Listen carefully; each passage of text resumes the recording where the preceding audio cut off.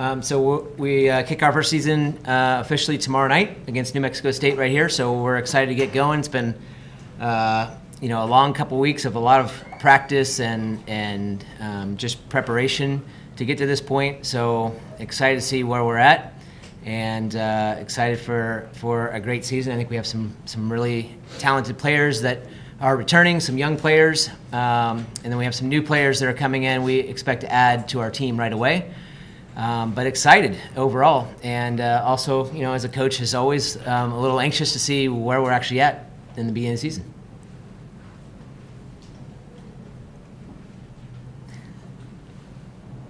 Fire away. I'll start with both Chloe and Ariana. Last season, you guys started a little slow, and then you got it rolling. What lessons did you learn from last year that you might apply to right off the bat this year? Do you want me to start? I feel like last year we kind of had a sudden turn in our playing, like mid-season. So if we can just do that earlier and I feel like be more score goals earlier and get together earlier, get chemistry earlier, we can do a lot better than we started last year. I feel like it was kind of mental, and once that switch turned in our heads, we were able to start playing better as a team. We kind of forged together in a way that we hadn't in the first half of the season, and it affected our play. Coach, I know you have replaced two starters on the back line, one who I think Stacey's a 4-year starter. Just describe what that's like for a coach. I mean, how hard that is and how much patience. I mean, you don't have that patience, but patience I think you have to have. Going forward. Yeah, obviously, Stacey Moran was a huge part of the last 4 years at center back. It's something as a coach that you almost take for granted because you can just put her name in there and understand that she's going to play at a really high level. And then we were able to pair her up with some different people over the last couple of years. Danny last year. So it's a bit of a challenge right now just to figure out who's going to be there right now. Ari's going to start there tomorrow night, and we'll see where we go from there. But we just, we're going to be a little less experienced there. Ari has done a fantastic job in the last year of just increasing her fitness and her mobility. Her plays really come up, and we just feel like she has a lot of leadership qualities that we want in that role. And so she's going to play that position much different than Stacey does, but we love what she brings to the team. But like every season, you just don't really know what you have and where you're at until you play a game. So certainly a difficult transition to just have players like that. We knew we're going to perform at that level every day. And it also pulls Ari out of a spot that she's been in the last couple of years, and so we've got to fill that as well. So there's just some moving parts like every other team deals with in every sport where you have to fill in. It's part of college athletics, I think.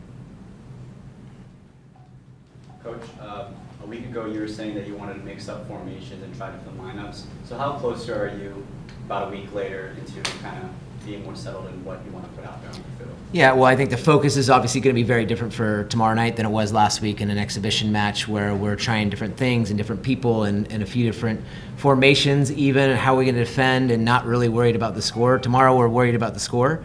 And so we want to perform at the highest level we possibly can. And so it's a little bit different because we're now result-driven to some extent. And so we'll be much more solid in what we're going to do tomorrow night. We're going to not play everybody. We're going to play the players that are going to perform and put us in a position to win the game. So it's going to be just a different feeling completely. Do you expect me to play more than 20 minutes tomorrow? No, I do not.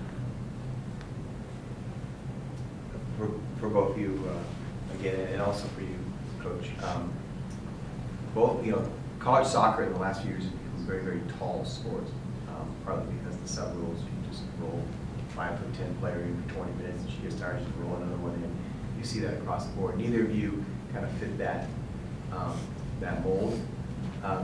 Just each of you talk to me about your journeys through club soccer, and were you ever discouraged? And people said you can't play D1 if you're not 5'7", 5'8", because that's what is mostly the rosters, and how you kind of ended up here, and then you coach why you decided to recruit players that don't fit that. Okay, well, Ari and I obviously aren't that tall. So it's definitely a struggle when it comes to like headers and like winning the ball out of the air. But I think for what we lack in that area, we make up for with our foot skill.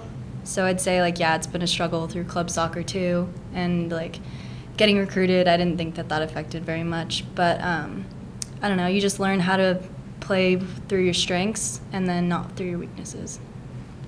Yeah, I'm going to piggyback off what she said. It wasn't hard really to get recruited because I feel like coaches weren't telling me like, we're not going to get you because of your height.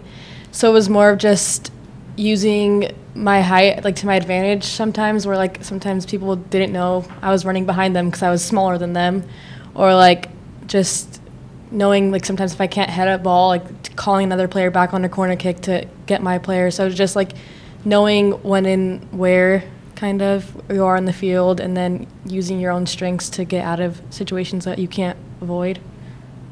And obviously you've seen us play enough to know we're going to play, which means the ball's going to be on the ground as much as we possibly can get it on the ground, which is why we have no issue with recruiting anybody based on size. We want technical ability, people that can read the game, and really what these two do really well is they're both very gritty, and there's some intangibles they bring to the game that I think really has defined our program over the last 7-8 years. Is we're grittier than most teams we play. We are going out there to do whatever it takes to win the game, and so if that requires us to play, where we're moving the ball as fast as we can, we will do that. And if it requires us to go over the top of you and get in behind you, we'll do that as well.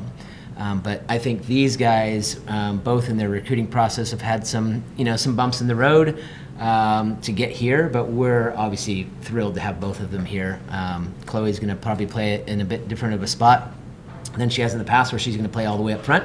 She's been fantastic all spring, summer, coming back. Her fitness, she's dangerous. Ari's obviously moving from a wide back position, at least part-time, to a center back role.